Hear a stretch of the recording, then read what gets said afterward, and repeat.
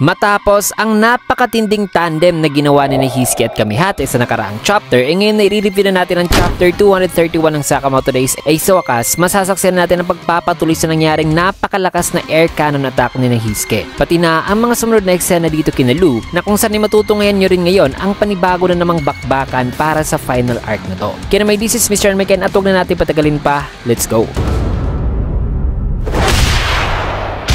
Simulang chapter dito sa pulis na bumagsak na sapagkat matapos ang pagkaputol ng kamay nito ay natalo na pala ito ni Lu. Kinamusta naman ni Granny Mia si Lu kung ayos lang ba ito. Sagot naman ni Lu na oo. Nasabi sa kanyang isipan na sino ba raw ang bumaril sa lalaki kanina. Na sino raw kaya yon, na hindi naman daw siguro yun si Hisuke, diba? Na sana ay ayos lang daw si Hisuke, Shin, si Sakamoto, Aoi at ang iba pa. Matapos niyan ay nilipat ang eksena dito sa tunnel na binagsakan noon ng helicopter na kung saan ay makita si Komonomi at ang nakamaskarang lalaki na bumagsak na rin. Sabi naman ng hinanginanan na si Hisuke na nagawa niya na raw. Nasabi pa niya na Taro at Hyo, nanalo na ako. Sabi naman sa isipan ni Kamihate na itong si Hisuke raw hindi lang daw pala pang long range sniping ang kaya nito, kundi kaya rin daw pala nitong gamitin ang kanyang environment para sa kanyang advantage. Nang sniping skills raw nito ay on par na raw sa kanya. Kaya sinabihan niya ito na sabing Hisuke, alam mo na ang order ay nang nagsasalita pa lang siya ay unti-unti na nanghihina ngayon si Hisuke hanggang sa bumagsak na talaga ito na nagpabahala naman kay Kamihate. Nasabing masyado na raw maraming dugo ang nawala, nadadalhin niya na raw ito sa ospital. Kaya mabilis nang tumakbo si Kamihate dire-dire si Hisuke. Nasabi nito sa mga tao na tumabi kayo, may sugat ang tao rito na nakakainis daw itong mga tao. Maya-maya pa may napansin naman si Hisuke sapagkat may kita ang mga taong parang nagpoprotesta ngayon, daladala ang mga placard na may X na gumulat naman kay Hisuke na sabing yan ay ang symbol ni Slur. Kaya nilapitan nila itong isa na sabing, hoy, bakit nagsitipon kayong lahat dito? Sagot naman ng lalaki na, ha?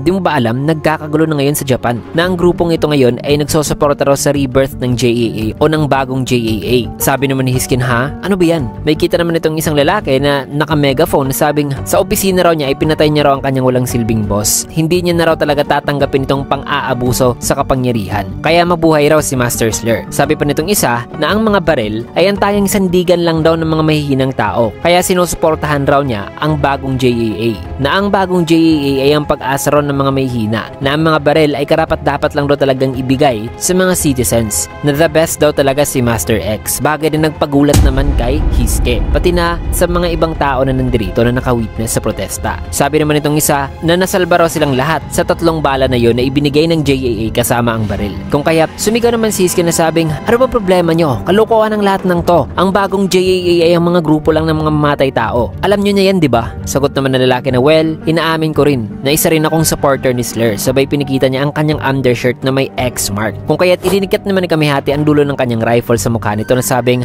napakabaduy at walang kataste-taste daw ng damit nito. Sabay dinala na niya si Hisuke na sabing, tara na Hisuke, pabayaan na natin sila. Kailangan naman ng magpagamot kundi mamamatay ka talaga. Kaya sabi na lang ni Hisuke sa kanyang isipan na nakakainis. Akala ko na tapos ko nang matalo ang ilan sa mga kakampi ni Slur. Pero ano na raw ito ngayon? Ano na raw itong nangyayari ngayon na at this rate ay babagsak raw talaga ang buong Japan? Maya-maya pa ibinalita na nga ang nangyayari ngayong protesta. Nasabi rito ng reporter na regarding daw sa issue ng pagdidistribute ng mga baril under daw sa National Armament Permit System na naging unstable na o di na raw gumagana, ay dahil sa pagka-disable ng function ng mga baril ay nakapag-set fire daw ito sa nangyaring riot at protesta sa iba't ibang area ng Japan. Kaya ang public safety ay patuloy raw na bumababa dahil dito. Matapos niyan dito sa JCC ay may kita naman si Seba na nakatingin ngayon sa screen sa ibinalita mga kaibigan. Nasabi naman nito Ramaru na hindi maaari kahit na napahinto na raw nila ang paggana ng baril. Kaya sabi naman ni Seba na mukhang ito raw talaga ang plano ni X, na kahit na hindi na raw ngayon nagagamit ang mga baril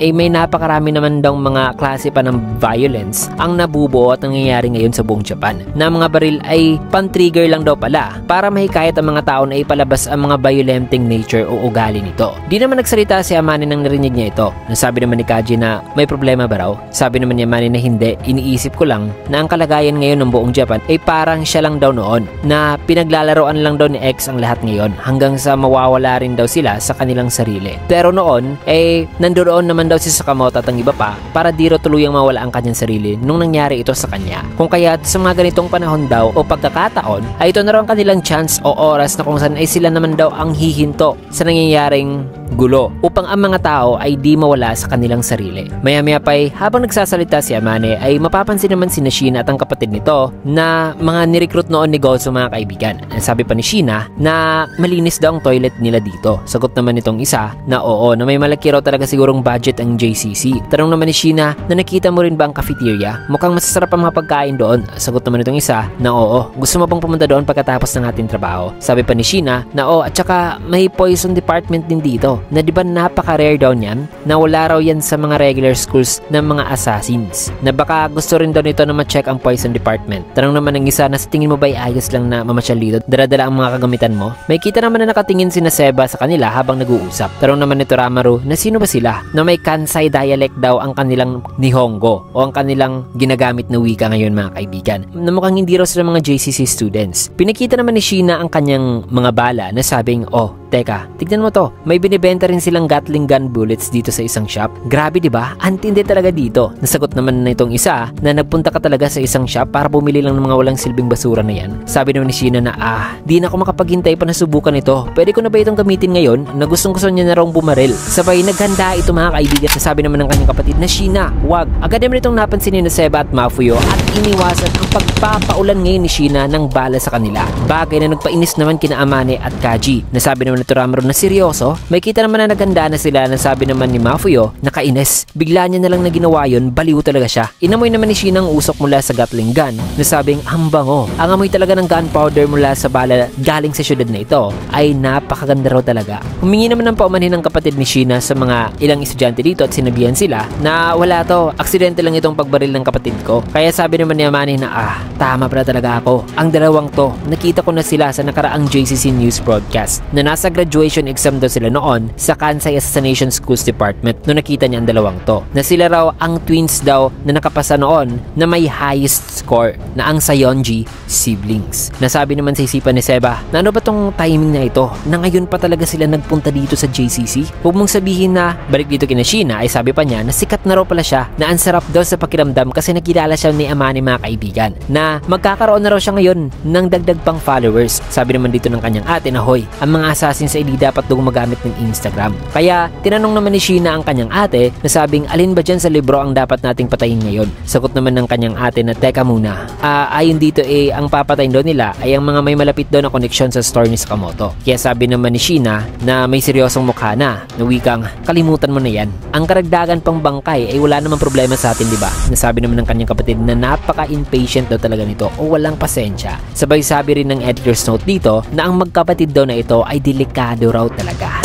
Man, just like that, ay isang panibagong banta na naman ang makakaharap ng grupo ni Seba na kung saan ay kailangan talaga nila itong talunin sapagkat patungo na rin dito sina Sakamoto. So matinding bakbakan na naman ang ating masasaksiyan, subalit may kita natin yan sa susunod na chapter kasi dito nagtapos mga kaibigan ng chapter sa last panel na ito. Kaya naman kung nagustuhan nyo yung video, kinigat a like, comment, follow, subscribe na rin for more videos like this. Maraming salamat and see you guys again on my next video.